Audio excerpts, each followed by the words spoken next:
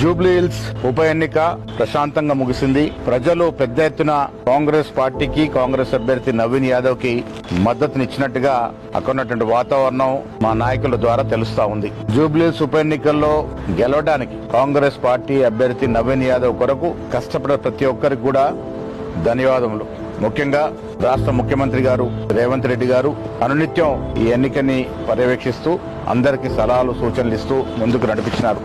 అదేవిధంగా ఉప ముఖ్యమంత్రి బట్టి విక్రమార్క గారు, గౌరవ మంత్రివర్యులు, శాసనసభ్యులు, శాసన మండలి సభ్యులు, కార్పొరేషన్ చైర్మన్స్, అదేవిధంగా కాంగ్రెస్ సీనియర్ నాయకులు, మహిళా కాంగ్రెస్, యువజన కాంగ్రెస్, ఎన్ఎస్వై, సేవాదత్తో పాటు వివిధ డిపార్ట్మెంట్ల యొక్క చైర్మన్లు అందరూ కూడా ఈ నెల రోజులుగా ప్రజలకి మేమిచ్చిన అభివృద్ధి సంక్షేమాన్ని చెప్పడంలో విజయవంతమైనారు. ప్రజలు మేమిస్తున్న సంక్షేమం పట్ల, మేమిస్తున్న అభివృద్ధి పట్ల సంతోషంగా ఉన్నారు. కాబట్టి పెద్ద ఎత్తున కాంగ్రెస్ పార్టీకి మద్దతు వచ్చినట్టుగా తెలుస్తా ఉంది.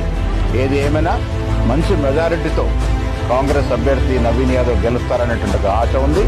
ఇక్కడ కష్టపడ్డ ప్రతి ఒక్కరికి పిసిసి తరఫున ధన్యవాదాలు.